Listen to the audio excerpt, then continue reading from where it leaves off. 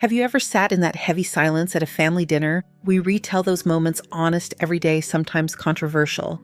Every story is a mirror. Subscribe, join the conversation, and maybe find a little healing. The leather chair felt colder than it looked. I sat straight anyway, hands folded in my lap, eyes on the edge of the lawyer's desk, so I did not have to look at my children's faces. The air in Mr. Price's office smelled like stale coffee and printer ink. Somewhere behind me, a clock on the wall ticked loud and steady, as if it were the only thing in the room that was not pretending. Lisa held her phone up in front of us, like she was filming a commercial. "Smile a little, Mom," she said. "Come on, it is a big day." I glanced at the black screen of the phone. It caught my reflection for a second, small and washed out between her manicured fingers. My sweater had a loose thread near the cuff. I pressed it down with my thumb.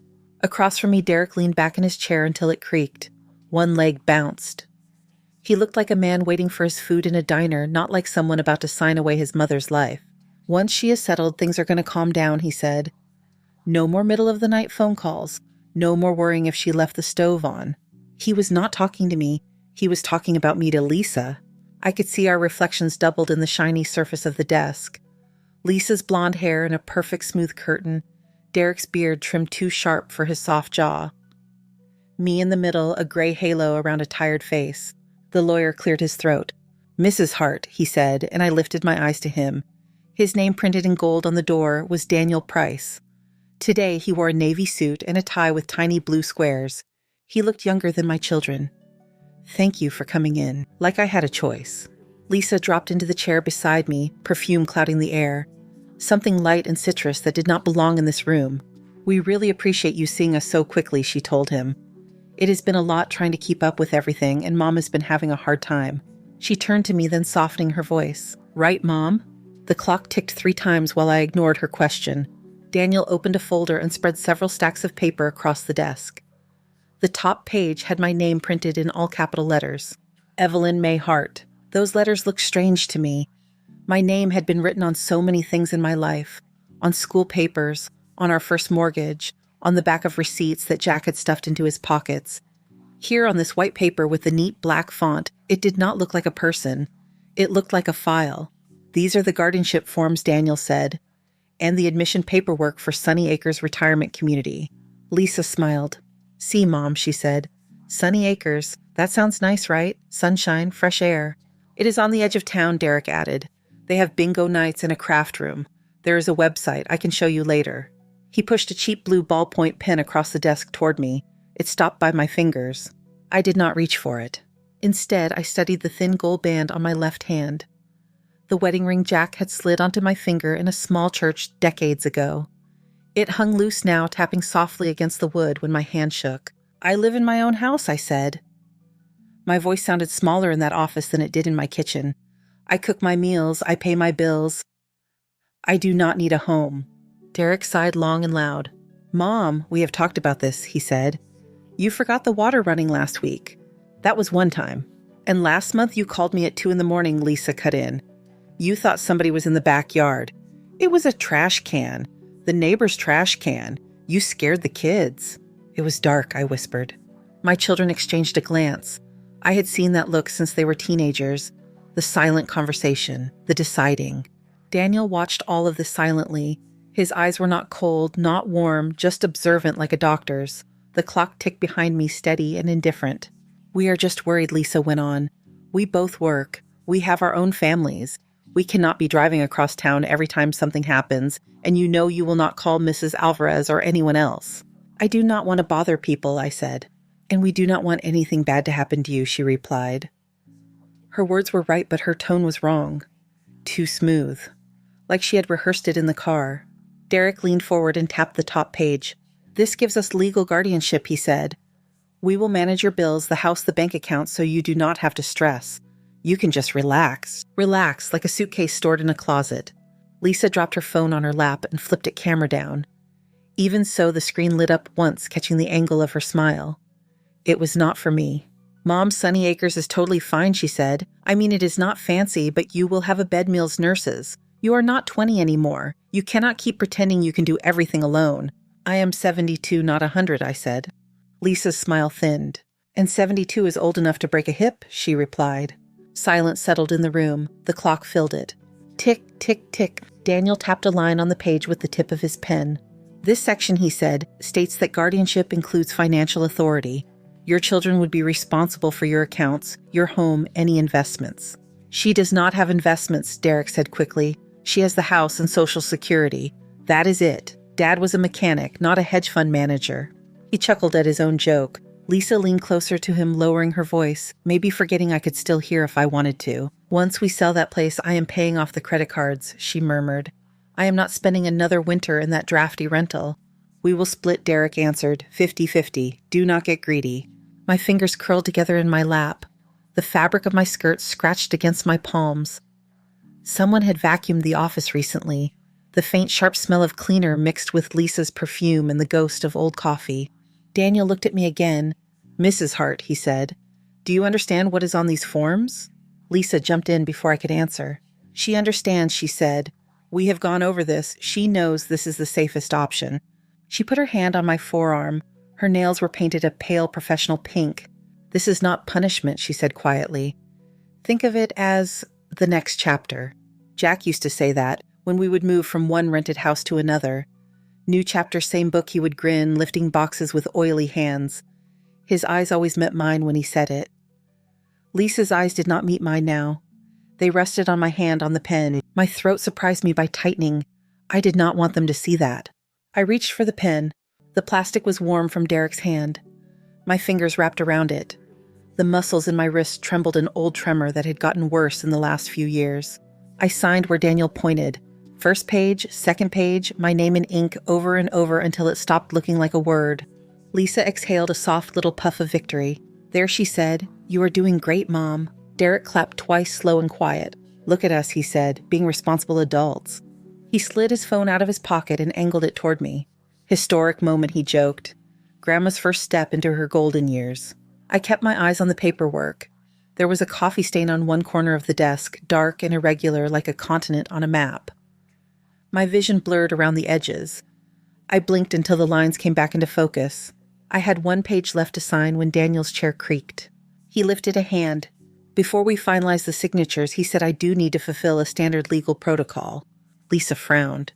What protocol? She asked. Daniel reached to the side and pulled another folder closer. This one was thicker, the cover a darker blue. He set it carefully in front of him and opened it. I am required, he said, to read into the record the current inventory of the estate belonging to Mrs. Evelyn Hart, since guardianship includes her assets. Derek shifted in his chair. Is that really necessary? He asked. We already know there is not much to talk about. Yes, Lisa chimed in. We grew up in that house. We know exactly what she has. This is kind of a waste of time. Daniel did not argue. He adjusted his glasses and slipped a sheet from the folder. He glanced at me first. There was something in his eyes I had not seen earlier. Not pity, not surprise, something like a quiet question. Mrs. Hart, he said, are you comfortable with me proceeding? My heartbeat moved up into my throat. I felt it pulsing there. I nodded. Yes, I said. Go ahead. The ticking of the clock seemed louder while he lifted the page. He looked down and began to read. Official inventory of the estate of Mrs. Evelyn Hart, he said. Then he read the next line. Then he read the next line.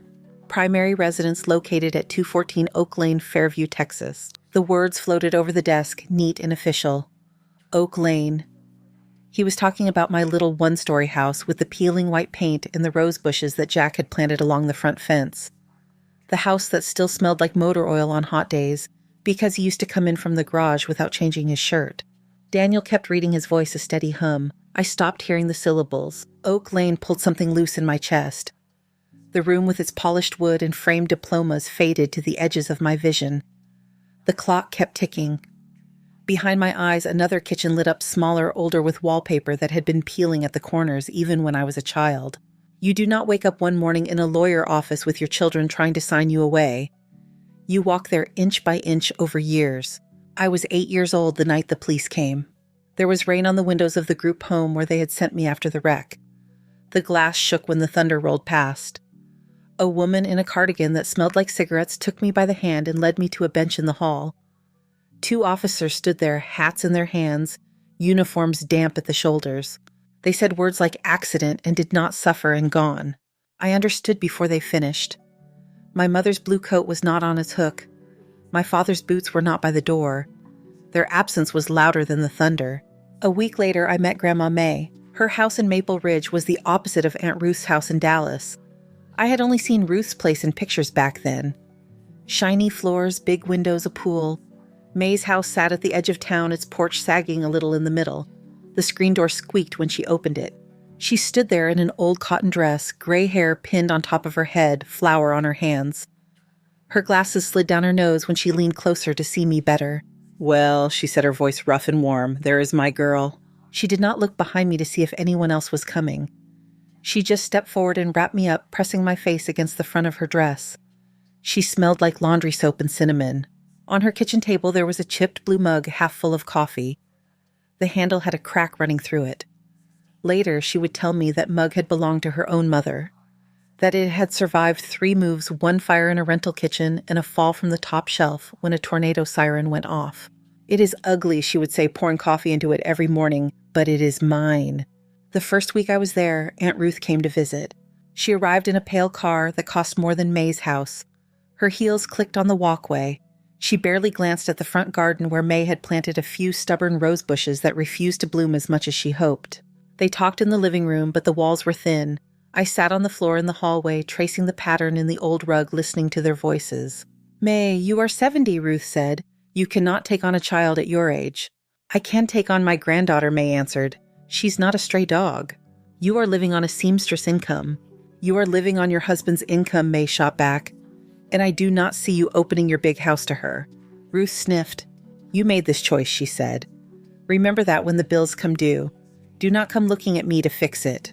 Footsteps thudded toward the hall. I scrambled up and ran to the kitchen. By the time Ruth's shadow fell across the doorway, I was standing at the sink, pretending to rinse a plate. Ruth looked at me like I was something fragile and inconvenient. "You should be grateful your grandmother has a soft heart," she said. "She could have put you in a proper institution." May stepped between us, wiping her hands on a towel. "She is family, Ruth," she said. "Family is not something you send back." Ruth only rolled her eyes and went back to the car. That night, May and I sat at the small kitchen table. The blue mug sat between us. The clock above the stove ticked. It had a painted rooster in the center, its colors faded, its eyes still bright. May threaded a needle with a piece of pale thread. "In this life," she said, squinting, "some people have too much and still feel empty. Some have almost nothing but a full house anyway."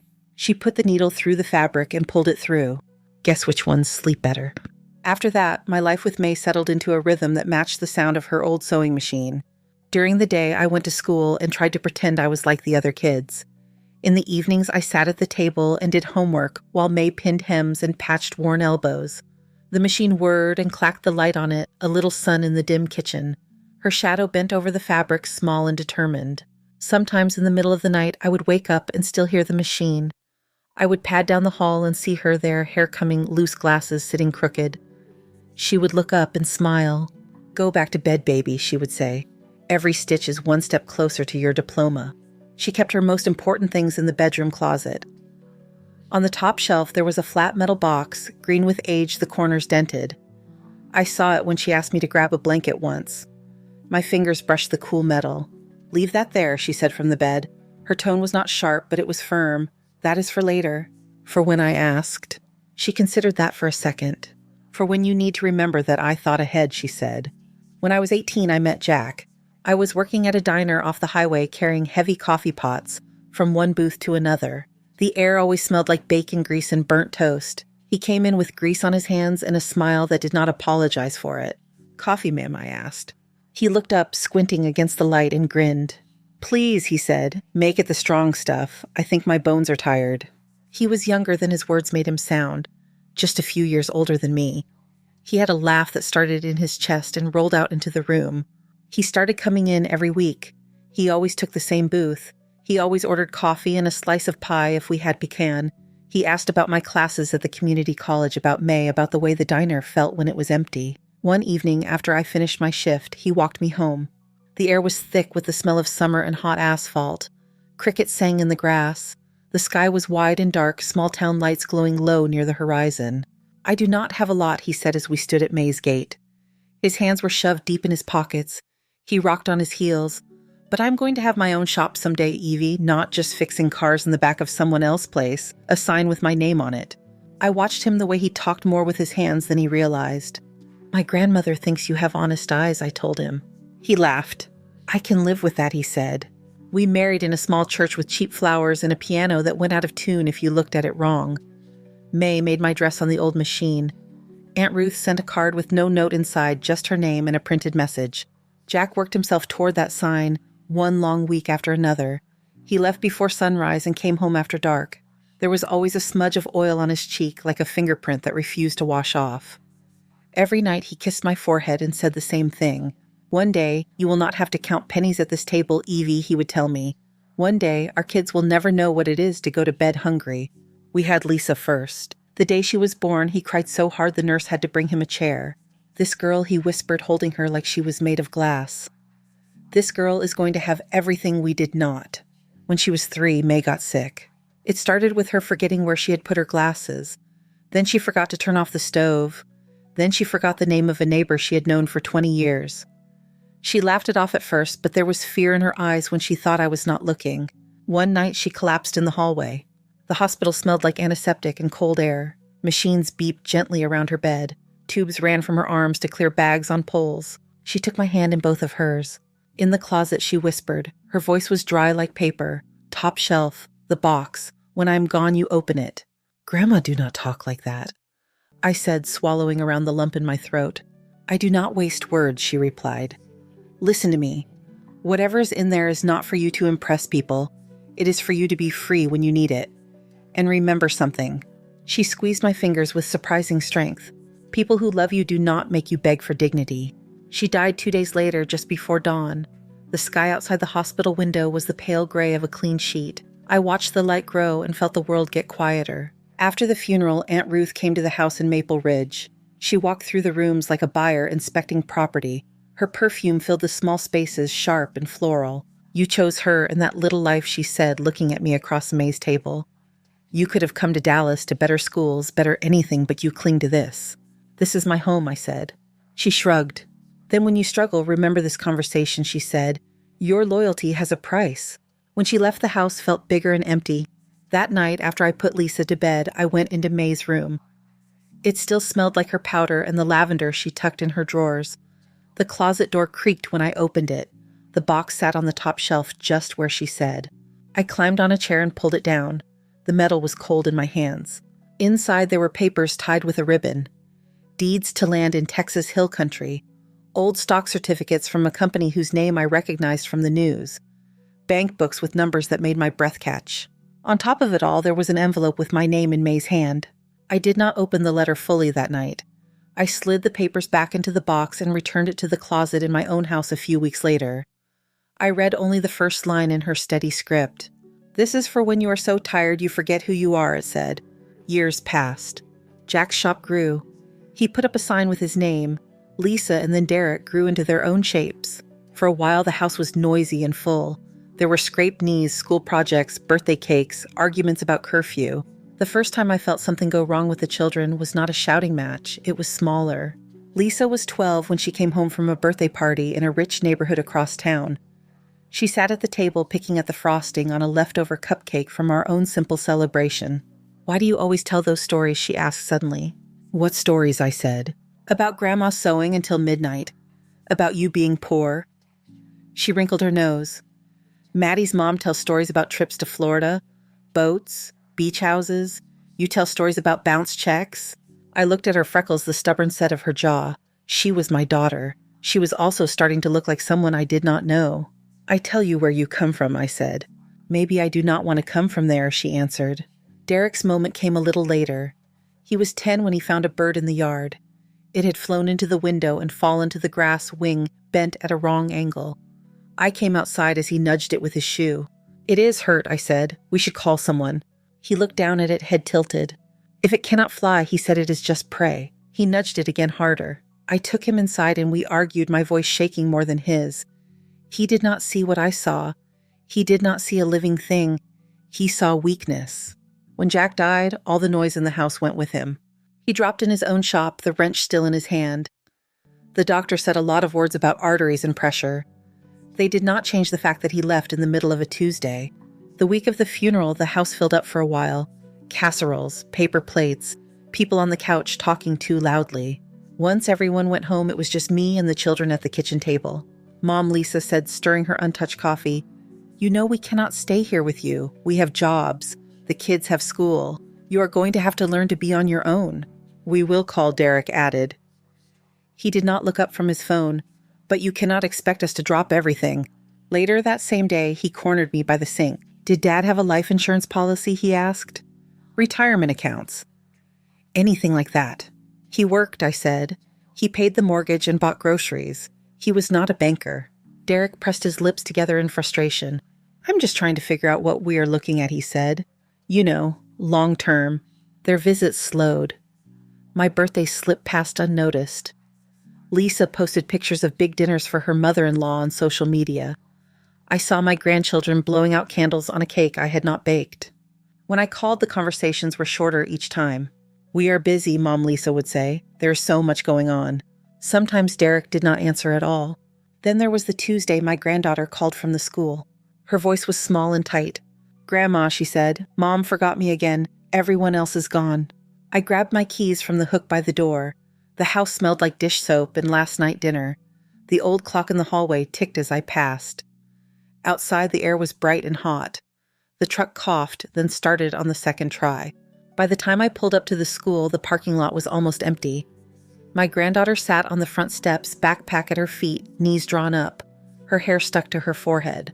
She stood when she saw me and tried to smile. "I knew you would come," she said, climbing into the passenger seat. Her seatbelt clicked into place. The interior of the truck held the smell of sun-warmed vinyl and the faint scent of the peppermint gum I kept in the glove box. On the drive back, she stared out the window for a while. "Grandma," she asked suddenly, "is it true you are moving away?" My hands tightened on the wheel. "Who told you that?" I asked. "I heard Mom and Uncle Derek in the kitchen," she said. "They said they found a place to send you. A home. They said it would be better for everyone if you were not alone anymore." "Is that what they said?" I asked. She nodded. "They said it would be easier on them," she added quietly. When we reached my house, she kicked off her shoes by the door and fell asleep on the couch. Her face pressed into the armrest, one hand still curled like she had been holding something. I picked up her backpack to set it aside. The zipper was half open. Inside, among notebooks and pencil shavings, a phone screen flickered. Lisa's phone. It must have fallen into the bag in the rush that morning. A message preview glowed. Group chat, Lisa, Derek, Dr. Blake. My mouth went dry. I knew I should not look. It was not mine. I looked anyway. I sat at the kitchen table, the same spot where May had threaded needles, where Jack had counted out crumpled notes from his pocket. The clock on the wall ticked a low, steady drum. My thumb slid across the screen. Messages ran up the display in little bubbles. "Derek, we need that evaluation. She's still sharp in front of other people, but we cannot wait forever. Dr. Blake, like I said for 1000, I can write advanced cognitive decline, loss of judgment, safety concerns. You get her in my office for a checkup, I take care of the rest. Lisa, will that be enough for guardianship in a facility? Dr. Blake, if the paperwork matches, yes. Once she is admitted, it is very difficult for her to reverse it, especially with you as primary family." My vision tunneled, the letter shook, my hand shook more. I scrolled. "Lisa, good. Once she is in there, we can put the house on the market. My realtor says we can get at least 200,000. That will finally give us some breathing room. Derek, and no more fake concern every Sunday, no more guilt trips. We can visit once a year at Christmas and call it good." There were laughing faces after that, yellow circles with tears coming from their eyes. "Dr. Blake, let me know when you are ready to schedule. Remember to act concerned." The more confused she looks, the easier this is. Then one more message from Derek sent late at night. After that, she's basically dead to us anyway. The clock on the wall kept ticking. I stared at the word dead until the letter stopped making sense. My hand stayed on the phone long after I stopped scrolling. The kitchen light hummed above me. The clock on the wall ticked in a way that felt too loud for the small room. The word dead blurred and sharpened again. On the couch in the living room, my granddaughter shifted. She made a small sound in her sleep, the kind children make when they are almost done dreaming. I locked the screen and set the phone face down on the table. My fingers left a faint smear on the glass. I walked to the couch and adjusted the throw blanket over her shoulders. She opened her eyes for a second. "Grandma," she mumbled. "Go back to sleep," I whispered. "You are safe." Her breathing evened out. I stood there for a moment watching her chest rise and fall. Her hair had fallen across her forehead again. She looked so much like Lisa at that age, it made something twist in me. When Lisa finally pulled into the driveway, an hour later, the sun was low. The living room was dim. I heard the car door slam, then quick footsteps on the porch. The front door opened. "Mom," Lisa called. "I'm so sorry, traffic was a nightmare. My phone died, and then this thing at work blew up and I could not get away and—" "Your phone is on the table," I said. She stopped in the doorway, her gaze jumping to the kitchen. "Oh," she said. She went past me, picked up the phone, checked the screen. For a second, her expression tightened just a flicker, then she smoothed it.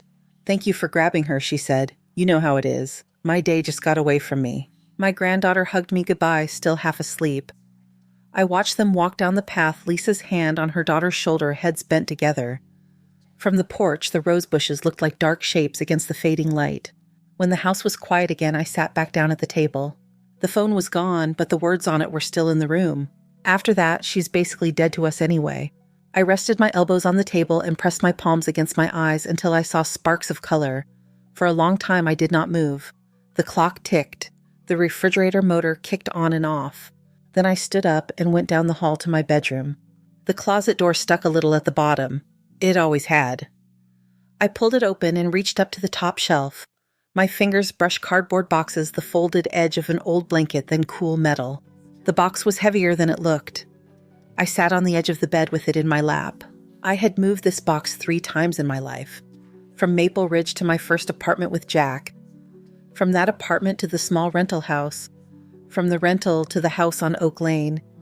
Each time I had packed it myself, carried it myself, placed it on the highest shelf. I had opened it once the night after May's funeral, just enough to look at the papers and skim the first line of the letter. Then I had closed it again. Knowing it was there had been enough. Knowing was not enough now. The latch clicked when I lifted it. Inside everything was still in order. May would have liked that. The papers were yellowed at the edges, but the ink was sharp. Deeds with May's name and mine. Certificates with numbers of shares. Bank books with columns of deposits, all in her careful handwriting. Underneath them, the envelope waited. Evelyn in dark blue ink. My full name, not Evie. Not Kiddo or Honey. My name in her steady block letters. I slid a finger under the flap and opened it. The paper inside was line torn from a spiral notebook. The first line was the one I remembered. "This is for when you are so tired you forget who you are." I read the rest. She had written it at the small kitchen table. I could see her there, bent over the page, while the sewing machine sat quiet for once. She told me about her own sister. Not Ruth, who was my aunt, but an older sister I had only met twice. When their parents died, that sister had tried to have May declared unfit so she could sell the family land without splitting it. She said I was emotional, May had written. She said grief made me unstable. She brought in a doctor who had never met me and asked him to sign papers. She laughed when she talked about it. May had not laughed. I learned something, then the letter went on. People who want what is yours will gladly call you crazy. They will use your age, your sadness, your mistakes. They will count on you to be too ashamed or too soft to fight back. My eyes moved over the words. The ink had smudged in one corner as if she had rested her hand there too long. "I worked," she wrote. "I saved every dime I could. I put some in land, some in stocks. I did not tell anyone because I did not want anyone planning with my money in their heads. I'm leaving it to you not so you can show off, but so you can walk away from anyone who treats you like a burden." At the bottom of the page, she had underlined one sentence hard enough that the pen had almost torn the paper. "Do not let anyone use your age as a cage." I folded the letter back along its old crease and sat there, the paper in my hands, the weight of the box beside me. Age as a cage. In the kitchen, the clock chimed the half hour. I put the letter back with the deeds and certificates. I closed the box and carried it to the kitchen this time. I set it on the table next to the spot where my granddaughter had been sleeping an hour before. The next morning, I called a number I had not dialed in years. It was scratched on the inside cover of an old address book under the name of a banker May had once trusted. The banker was long retired. The woman who answered now had a different name on the voicemail, but when I explained who I was, she put me through to someone else. By the afternoon, I was sitting in a small office downtown, going over the papers from the box. The man across from me did not know me, but he knew numbers. He put them in a computer, checked current property values, pulled up stock information. He whistled under his breath. "Mrs. Hart," he said, "this is not pocket change." He gave me a figure on a yellow sticky note. It did not feel real. It was too many zeros to fit neatly in my mind. He talked about diversification, about updating accounts, about consolidating things that had been scattered. I let him within reason. Part of me watched from a distance while he shuffled my grandmother's hidden life into modern folders. In the weeks that followed, my days developed a new rhythm. I still went to the grocery store on Wednesdays. I still watered the roses when the evenings were cool enough. I still checked my doors twice before bed. I also bought a small digital recorder. I kept it in my pocket whenever Lisa or Derek called. "Mom, you cannot keep driving at night," Lisa said on the phone one evening. "You get turned around." "I drove your father home from work for 20 years, I replied. "And now you are older," she said. "That is not an insult. That is just true." Click, the recorder captured every word. When Derek came by on a Saturday, he walked through the house with his hands in his pockets, glancing at the walls and the furniture like he was measuring them. "This place is too big for you," he said. "Look at these stairs. One bad step and you are done. We are trying to help." He did not see the little red light glowing through the fabric of my cardigan. A few days later, Lisa came over with a stack of brochures. "They do evaluations at Sunny Acres," she said, spreading the glossy paper across the table. Smiling, old people looked up from every page. "There is a doctor they work with. We can set up an appointment." "Dr. Blake," I said. She stopped mid-sentence. What she asked. "That is his name, is it not?" I asked. "The one who can write reports for $1,000. Her fingers tightened on the edge of the brochure. "Where did you hear that?" she asked. I looked at her face, at the way the skin around her mouth had gone white. "You left your phone here the other day," I said. "I am old Lisa. I am not blind." Her jaw worked. She gathered the papers with jerky movements. "You are misunderstanding," she said. "You saw messages out of context. We are just trying to figure out what is best." "What is best for who?" I asked. She opened her mouth, closed it again, then shook her head. "This is exactly why you need help," she said. "You are getting paranoid." She left without taking the brochures. That night, I sat at the kitchen table with the recorder and the little notebook where I wrote dates and times. The box from May was back on the shelf in my closet, but the weight of it had shifted something inside me. I was not just a woman in an old house hoping her children would come around. I was a woman holding proof. Proof of what my grandmother had believed about me. Proof of what my children believed about me.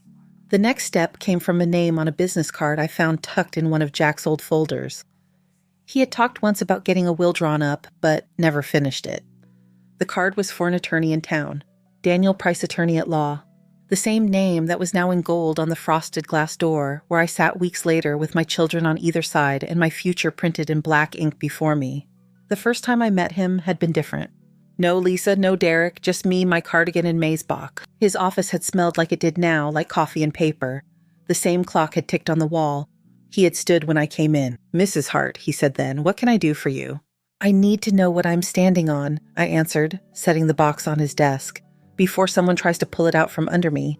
He listened while I told him about the texts about Dr. Blake, about the way my children's voices sounded when they thought I was not supposed to hear. I played the recordings, Lisa's laughter, Derek's calm talk of selling the house, Dr. Blake's promised diagnosis. Daniel's expression changed slowly from polite attention to something sharper. "This is serious," he said. "So am I replied. He opened the box and paged through the documents. He asked questions about dates, about when May had died, about when Jack had passed, about when Lisa and Derek started talking about guardianship. At the end of the meeting, he sat back and folded his hands. "You have more than enough to protect yourself legally," he said, "and you have more assets than they realize. That combination is rare." I stared at my own reflection in the dark monitor on his desk. My hair thinner than it used to be, the lines at the corners of my mouth, the stubborn tilt of my chin. "What happens next is up to you," he said. "I do not want to hurt them," I said. "They are my children, but I will not let them lock me away and steal what is mine, or what was my grandmother's, or my husband's."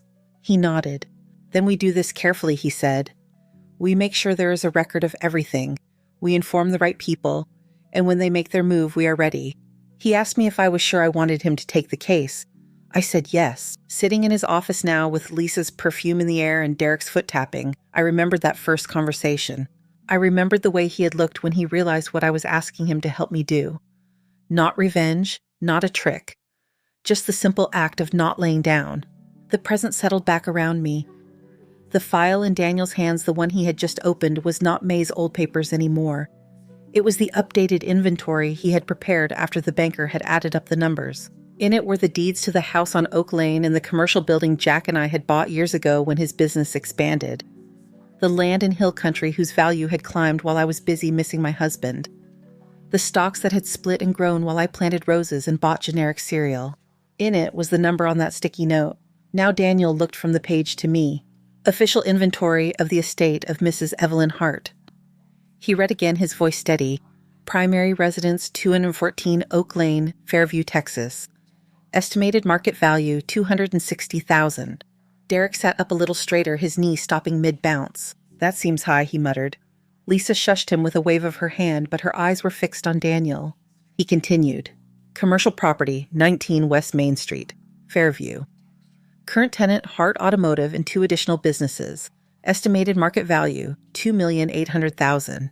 Silence rushed into the room like wind. Lisa's mouth opened and closed. Commercial property, she repeated. That has to be a mistake. We do not own a building downtown. Daniel did not correct her. He kept reading. Rural land holdings, 500 acres in Blanco County, Texas. Estimated market value, $8 million. The tick of the clock became a drumbeat. Derek's face had gone pale, the same color as the paper on the desk. His lips moved, but no sound came out. Lisa shook her head. No, she said. No, that is not. Mom, what is he talking about? I rested my hands on the arms of the chair. The leather was not as cold as it had been when I first sat down. Daniel turned another page. Financial assets, he said. Stock portfolio, $35 million. Government and municipal bonds, $20 million. Cash and equivalents across multiple institutions, $65 million. He set the page down and looked at them. Total estimated value of liquid and real assets, he said. Approximately $120 million. The only sound after that was the clock. Lisa's chair scraped as she stood, then dropped back down without meaning to. Her fingers clutched the edge of the desk until her knuckles were white. Mom, she whispered, you cannot have that much money. Derek laughed once high and thin. This is some kind of joke, he said. Right, Mom, tell him. You do not have that kind of money. We would have known. I watched their faces change. Confusion first, then something like awe, then sliding quickly in something uglier. Not grief, not relief. Calculation. Daniel let the silence stretch until it had weight. Then he reached for another folder. This one was even thicker. The cover was red. He laid it carefully on top of the signed pages I had just given back to him. The financial inventory is one part, he said. There is also something else we need to put on the record. The financial inventory is one part, he said. There is also something else we need to put on the record. Lisa swallowed. What is that supposed to mean? She asked. Daniel rested his hand on the red folder. Mrs. Hart, he said, and this time he spoke directly to me, has been documenting certain interactions over the past few months. Phone calls, conversations, written communications. Given the nature of these guardianship papers, it is relevant. Derek let out a short, sharp laugh. Documenting, he repeated. Come on, Mom barely knows how to use her voicemail. Lisa shifted in her chair. Is this really necessary? She said. We are here because we are trying to help her. This feels a little hostile. Daniel opened the folder. Guardianship is a serious step, he said. When there is any implication that it might be used against the interests of the person you are trying to protect, the law requires that I proceed carefully. He slid a small device onto the table. It was no larger than a deck of cards. The recorder I had brought him polished and impersonal under the overhead light. Lisa stared at it. What is that? She asked, though she already knew. An audio recorder, Daniel said. Mrs. Hart brought it to my office 3 weeks ago along with several files. With her permission, I had the recordings transcribed. He picked up a printed sheet and glanced at the top. This one is a phone call between the two of you, he said, dated 3 weeks ago on a Thursday at 8:31 in the evening. He pressed a small button on the recorder. The room filled with Lisa's voice, tinny and too bright. Once she's in there, we can put the house on the market, the recorded Lisa said. My realtor says we can get at least $200,000. That will finally give us some breathing room. There was a rustle of fabric, then Derek's voice calm and easy. And no more fake concern every Sunday, the recorder, Derek said. No more guilt trips. We can visit once a year at Christmas and call it good. On the recording, Lisa laughed. In the office, she did not. Lisa's face drained of color. You had no right to record us, she said. That is illegal. You cannot bring that in here. Daniel stopped the playback and looked up. Texas is a one-party consent state for recordings, he said. Your mother is allowed to record conversations she is part of, especially when she believes she may be the target of fraud. Derek leaned forward, his palms flat on the desk. "This is taken out of context," he said. "We were venting." "Everyone vents about family. That does not mean anything." Daniel picked up another sheet. "This one," he said, "is a transcript of messages sent between you and a Dr. Noah Blake. He is a geriatric specialist who partners with Sunny Acres. You contacted him directly." He did not press play this time. He read, "Doctor, we need that incapacity certificate. She is still sharp in front of people, but we cannot wait forever." He read in Derek's voice. He looked at my son. "That is your number," Daniel said. "Correct." Derek's mouth opened, then closed. "And your response," Dr. Blake Daniel continued now, reading the doctor's words, $1,000 for a report documenting advanced cognitive decline and loss of judgment. If you get her in for a checkup, I can take care of the rest." Lisa shifted again. "We were asking what the process would look like," she said. "Everyone says you have to have paperwork. We did not pay him anything." Daniel lifted another sheet, this one a printed image. "Zelle transfer," he said. "From your account, Mrs. Morris, to Dr. Noah Blake. $1,000 with the note, consultation." He placed the paper on the desk where they could see it. The date on it flashed up at me, clear and black. Lisa stared at it as if she could make the numbers rearrange themselves. "That does not prove anything," she said. "We were concerned. We wanted a second opinion. She has been confused, forgetful. Ask any of our relatives. They will tell you." Daniel placed a second image beside the first. "And this," he said, "is an email from Dr. Blake to Sunny Acres, attaching a report that states, and I quote, Mrs. Evelyn Hart presents with significant cognitive decline, inconsistent recall of recent events, and poor judgment regarding her own safety, recommending immediate placement in a supervised facility and consideration of guardianship." I watched the words hit them. They sat back as if something invisible had pushed them. "He never saw her," Derek said. "He was supposed to, but the appointment got mixed up. He wrote that without seeing her." "That is precisely the problem," Daniel replied. He took a breath and continued. "There is also this," he said. From the red folder, he drew out a stapled contract with a real estate company logo at the top. "Listing agreement for 214 Oak Lane," he read. "Signed 2 weeks ago by both of you, identifying yourselves as the sole owners and heirs. At that time, your mother was alive, living independently, and had not granted you guardianship." Lisa's eyes filled with tears. "That is not what we meant," she said. "We were just getting things ready, being proactive. The agent said we could start the process and sort the details later. We did not think it mattered whose names were on it. It was just paperwork." Derek's jaw clenched. "I'm not going to sit here and be attacked," he said. "We came in good faith. Mom knows she needs help." She agreed. "This is a setup." He pushed his chair back. The legs scraped the floor hard. "I am done," he said. "Lisa, come on, we are leaving." He stood, but Daniel did not move. "I cannot keep you here," Daniel said calmly. "The door is behind you. You are free to walk out of this office anytime you like." Derek took a step toward the door. Daniel's next words stopped him. "I should tell you, though," he said, his tone still conversational, "that copies of these recordings and documents have already been delivered to the Travis County District Attorney's Office as part of a complaint for attempted elder fraud and abuse." The office seemed to shrink. Lisa stared at him. "A complaint," she repeated. "You mean charges?" "They are reviewing," Daniel said. "Given the evidence, I expect they will move forward. The use of a falsified medical report to obtain guardianship and control of assets is taken very seriously." Derek sank back into his chair like his knees had given out. "You cannot be serious," he said. "Prison. For trying to get our mother help. She is manipulating you. She has always been good at that." His eyes turned to me suddenly hot. "Mom," he said, tell him you do not want this, that you do not want your own children treated like criminals." Lisa sobbed once a raw sound. "I have kids," she said. "I could lose my license, my job, everything. Mom, please." They looked at me as if I had a switch in my hand that could turn all this off. For years I had wished for that kind of power. Not this. Something softer. The power to smooth things over, to make holidays normal, to make them come home without rolling their eyes. I had never had that. At all. What I had now was different. I sat up straighter in the chair. "When you asked me to sign those papers," I said, "what did you think this was?" Lisa wiped her cheeks. "We thought you understood," she said.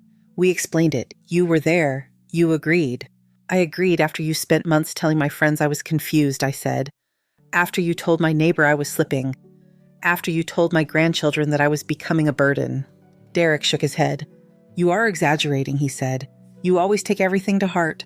Daniel lifted another sheet from the red folder. "This is a transcript of a conversation with your daughter," he said to Lisa. She came to your mother's house and repeated what you told her, that her grandmother was going away, that it would be easier on you. The date matches the messages you exchanged that same night with Dr. Blake about placement. Lisa closed her eyes. That is not fair, she said.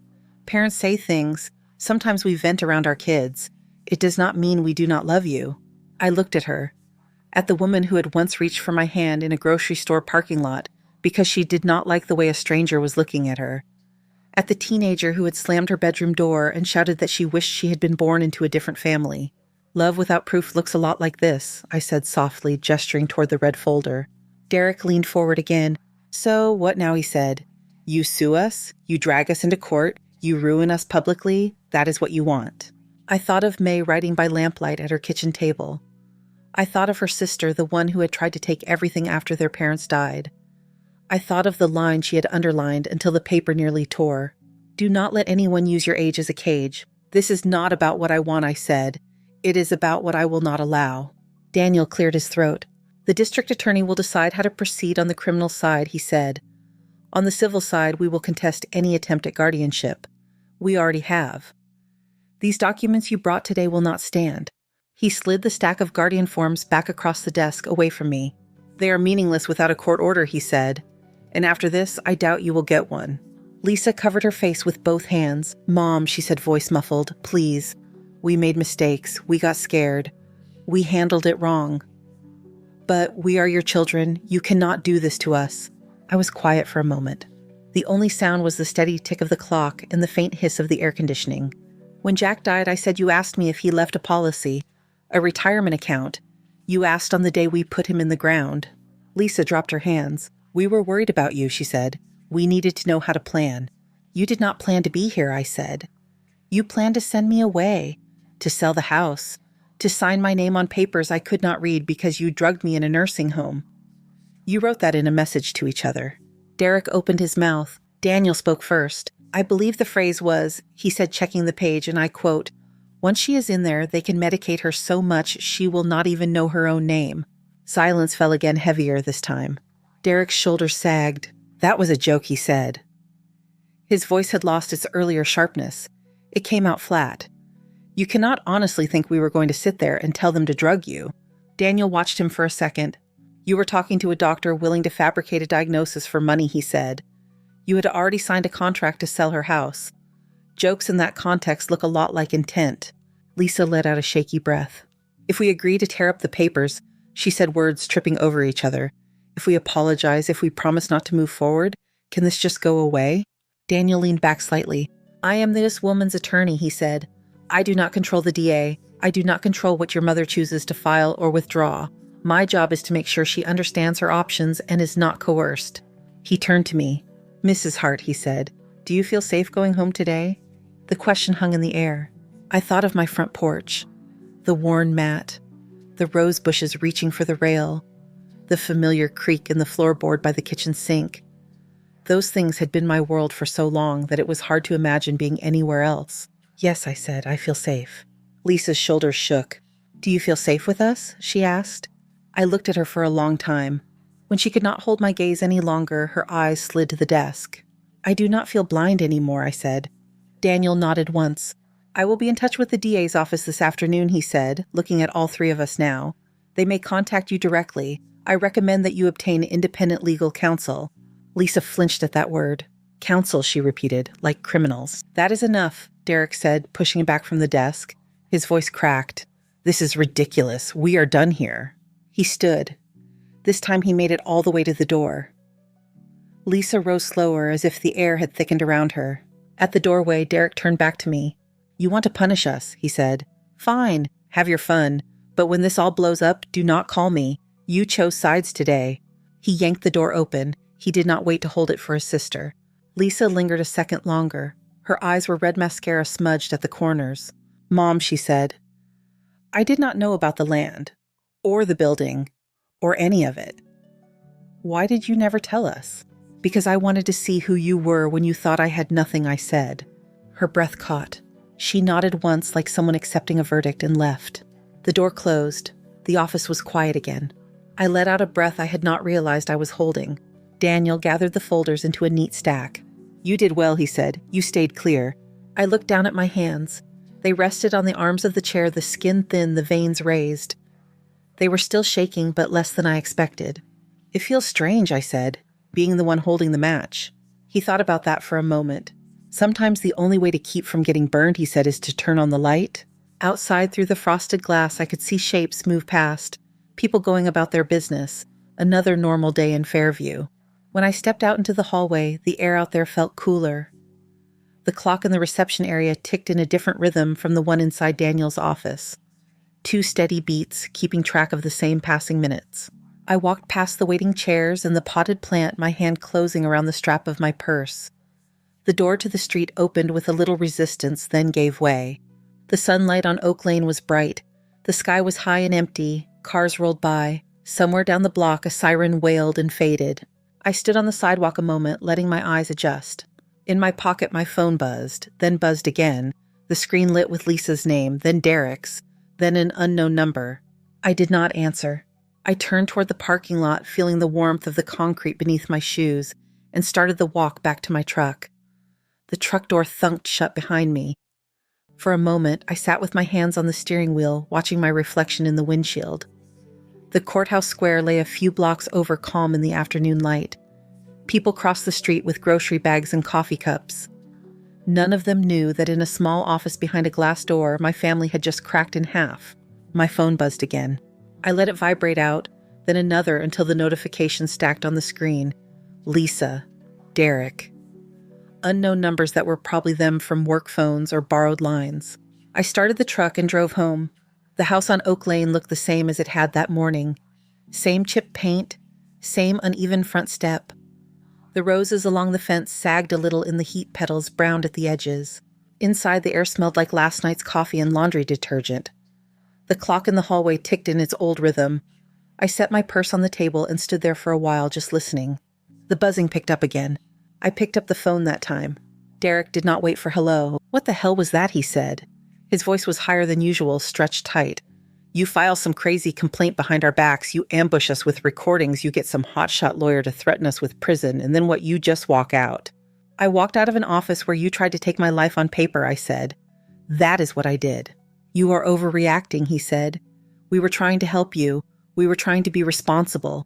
You want everything to stay the same, but it cannot. We cannot babysit you forever. His word choice sat there between us. Babysit, I repeated. He pressed on. You are going to ruin us, Mom, he said. Do you understand that the DA gets involved? This goes public. My job is done. Lisa's career is done. The kids get dragged into it. You really want your grandchildren seeing their parents in handcuffs on the 6 o'clock news? He meant it to frighten me. It landed differently. I did not put those words in your mouth, I said. Or those messages in your phone. He cursed softly. You had options, he said. You could have talked to us. You could have been honest. Instead, you sneak around, record people, go to a lawyer, hide money. What kind of mother does that? The kind who read a letter from her own grandmother telling her to think ahead, I said. He went quiet for a second. You want to act like some saint, he said finally. Go ahead. Just do not call me when you are lonely in that house. Do not call me when something breaks. You made this choice. The line clicked dead. I stood there with the phone to my ear until the dial tone started. Then I hung up, set it on the table, and went to the sink. The blue mug sat upside down in the drying rack. I turned it over, feeling the familiar chip under my thumb. The crack in the handle was the same as it had been in May's kitchen. It had moved through 3 houses, survived 5 decades, and held more cups of coffee than I could count. It did not look fragile. I poured coffee into it and sat down at the table. The sunlight coming through the window caught the steam and made it shine. The clock ticked. Somewhere down the street, a dog barked twice. The calls kept coming over the next days. Sometimes Lisa's number flashed, sometimes Derek's, sometimes no caller ID. When I picked up the conversations, circled the same points. Drop this, Derek said. We will forget it. We will stop the guardianship. You are making a fool of yourself, Lisa said. You are letting some lawyer fill your head with worst-case scenarios. They alternated between pleading and anger. When their words stopped landing, they changed tactics. Lisa posted a long paragraph on social media, a picture of us taken years ago at a cookout. Watching a parent slip away is heartbreaking, she wrote. My mom has been accusing us of terrible things that are not true. If anyone has dealt with dementia in the family, please message me. I am lost. Friends wrote back with sad faces and comments about prayers. A cousin called to say he was sorry I was sick and did not know it. I saved screenshots of the post. Mrs. Alvarez from next door knocked on my door one afternoon. Her gray hair was pulled into a tight bun, her apron dusted with flour. "Your daughter came by," she said without preamble. "She told me you were not well, that you were imagining things, that you might call me saying wild stories and I should not take it seriously." She peered at me over her glasses. "You look fine to me," she added. "I am tired," I said. "Not crazy." She nodded. "I thought so," she said. "I told her I have known you for 30 years. If you were losing it, I would see it." She put a warm hand on my arm. "If you need someone to drive you to court or wherever you call me," she said. Carl parked outside my house one night and sat in his car with the engine off and the lights out. At first I thought it was a stranger. I looked through the curtain and recognized the profile of the angle of his shoulders. He stayed there for almost an hour. The next day, when I went to the grocery store, he appeared in the next aisle studying boxes of cereal he was not reading. "I just want 5 minutes," he said, falling into step beside me as I pushed my cart. "5 minutes to talk without that lawyer of yours." "Then talk," I said, not stopping. He lowered his voice. "You think strangers on a jury care about you?" he said. "They do not. You are another case. Paper on a stack. Your name will be forgotten by the time they get home. We are the ones who are going to be here when you fall." Or we were. I set a carton of eggs gently into the cart. "You were not there when I stood in a waiting room while your father died," I said. "You were not there last month on my birthday." He flinched. "That is low," he said. We reached the end of the aisle. "If you keep following me," I said, "I will add that to the report." His jaw clenched. He turned away. The DA called a week later. His name was Hernandez. His voice on the phone was calm-clipped. "We have reviewed the materials Mr. Price sent over," he said. "The recordings, the financial records, the communications with Dr. Blake. I wanted to let you know we are moving forward with charges." I stirred sugar into my coffee with my free hand. "What does that mean exactly?" I asked. "It means we will be filing counts of attempted fraud against a vulnerable adult conspiracy and making use of a falsified medical report," he said. "We will also be looking at Dr. Blake's conduct separately. You may be called to testify in a hearing. You will have support." I thanked him and wrote the date on the small pad next to the phone. A few days after that, a woman from a local news station showed up at my door. She was younger than my children, with dark hair pulled back and a camera operator at her shoulder. "Mrs. Hart," she said, extending a hand. "My name is Rachel Kim. We heard from the DA's office that there is a case involving elder fraud and a fabricated diagnosis. I wanted to see if you would be willing to talk." The idea of my private mess spread out on television made my stomach twist. At the same time, I thought of May's letter, the part where she had written about shame, about silence making it easier for people to do this again to someone else. Rachel must have seen something of that cross my face. "We can keep your address off camera," she said. "You do not even have to show your face if you prefer, but your story could help other people who are sitting where you are sitting and do not know what to do." We ended up at my kitchen table. The camera light hummed softly. Rachel's voice stayed low. She asked what had happened. She asked how I figured it out. She asked what it felt like to hear my own children talk in those messages. I did not cry on camera. The tears had come earlier in the small hours of mornings when no one was watching. What I had left was a kind of steadiness. I heard them talking about me like I was a thing I said, a house, a number, a problem to be solved. Rachel did not press when I fell quiet. She waited. The clock ticked in the background. The blue mug sat between us, unexplained, just part of the frame. The segment aired a week later. They showed a shot of Oak Lane from the street blurred. They used my first name and last initial. They played part of Lisa and Derek's recorded conversation with their voices slightly altered. The phones at the station lit up, Rachel told me afterwards. So did mine. An old man from 3 streets over called to say his son had taken over his bank account and left him with an allowance. A woman I did not know told me her daughter had moved her into a back room and sold her house without asking. A widow from another town wrote a letter in shaky script saying she had always thought she had to accept whatever her kids decided. "I did not know I could say no," she wrote. Lisa and Derek did not call after the broadcast. Not at first. Their names appeared in the paper weeks later when the DA announced the charges. The article used words like alleged, but the facts were there. Derek was suspended from his job. Lisa lost 2 big clients. I heard that from a former coworker of hers who recognized me in the grocery store and stopped pretend browsing to talk. "People do not want to trust someone with their investments when they read something like that," she said quietly. I'm sorry, Mrs. Hart. I always liked Lisa, but this is ugly. The next time I saw my daughter was in the parking lot of that same store. She walked toward me faster than usual, keys clenched in her hand. You happy now, she said. Her eyes were red hair pulled back in a tight knot. You got what you wanted. Everyone at the office has seen that stupid story. The kids came home from school crying because some classmate asked if their parents tried to put their grandma in an asylum. I held onto the handle of my cart. What I wanted, I said, was to drink my coffee in my own house without wondering if someone was plotting to take the walls out from around me. That did not have to be public, she said. You chose to make it public. You chose to humiliate us. You chose your words, I said. I chose to stop pretending I did not hear them. For a moment, we stood like that two women in a parking lot, car doors opening and closing around us. She looked older than the last time I had really looked at her. The lines around her mouth dug deeper when she was not smiling for someone else. Do you love us at all? She asked. The question was so sharp it took a breath out of me. I have, I said, for a long time. That is part of why this hurts so much. She blinked hard and turned away. She did not say goodbye. Time did not stop for any of this. The mail still came. The neighbor's dog still barked every morning. The seasons shifted almost without me noticing. Then one day, Daniel called with a different tone in his voice. They want to talk about a plea agreement, he said. Lisa and Derek, their attorney, reached out. We met again in his office. This time Derek and Lisa came in together quieter. They looked as though they had not slept well in a long time. Their lawyer sat beside them, a gray-haired man with tired eyes and a folder of his own. Here is what they were offering, Daniel said. They would plead guilty to reduce charges. They would cooperate against Dr. Blake. They would pay back the money they had spent. They would do community service in nursing homes and senior centers. They would agree to stay away from my finances from any decisions about my care. The DA was willing to accept that if I did not insist on taking it to trial.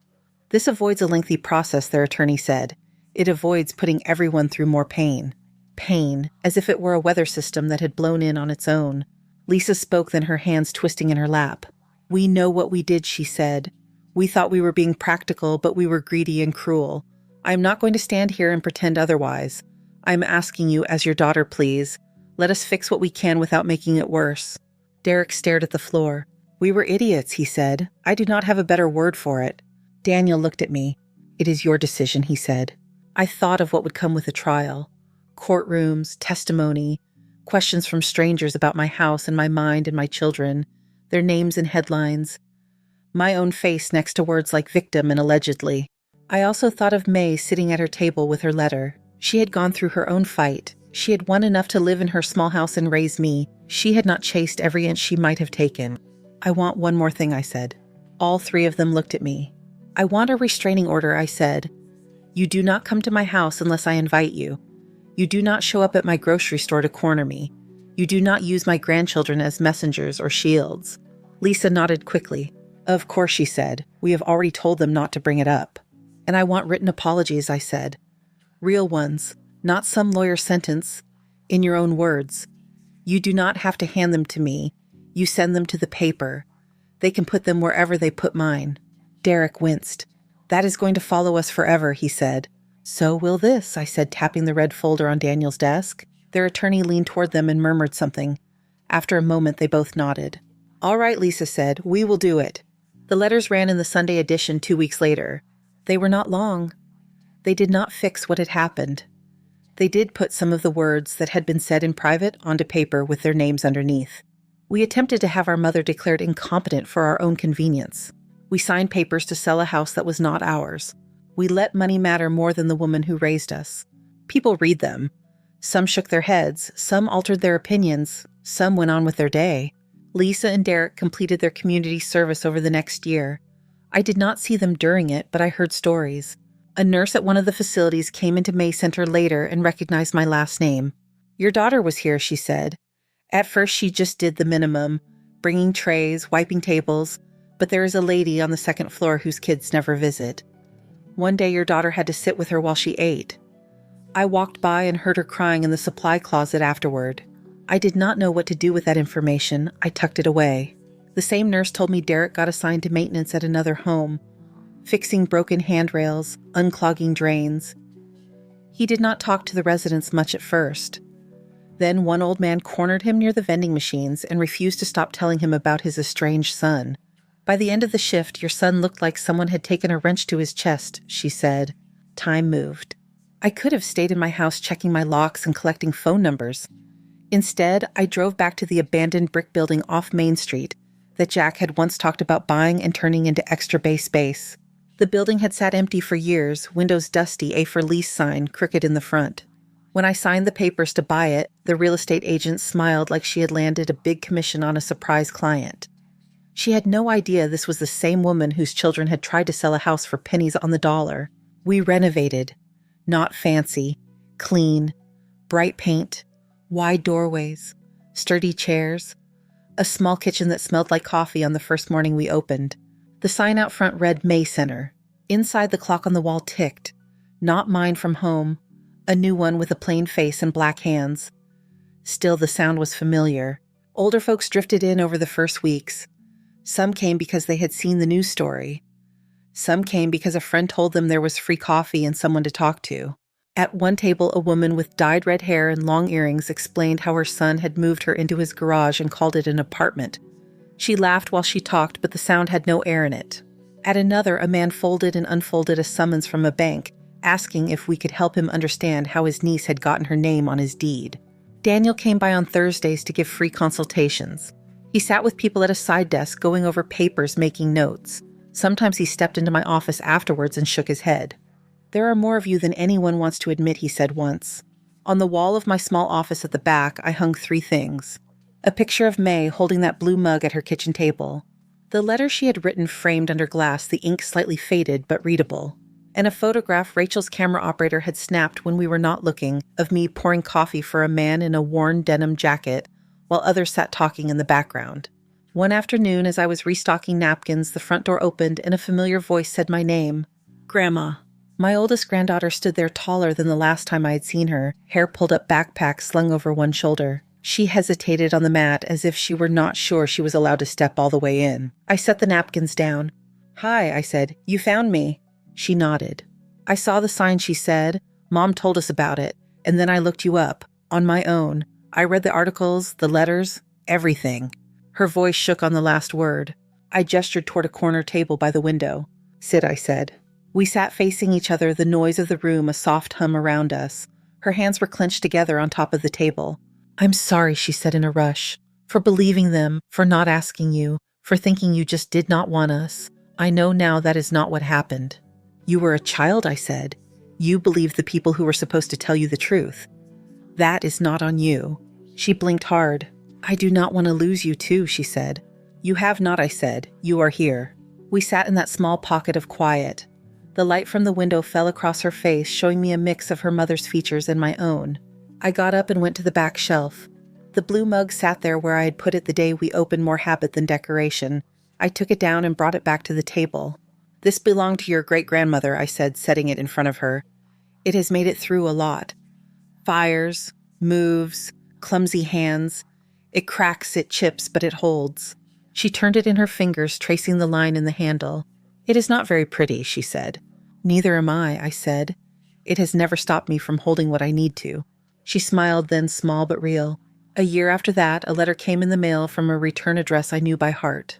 Lisa's handwriting on the envelope looked like mine used to before my fingers started to ache in the mornings. Inside on plain lined paper, she had written more than the apology that ran in the paper.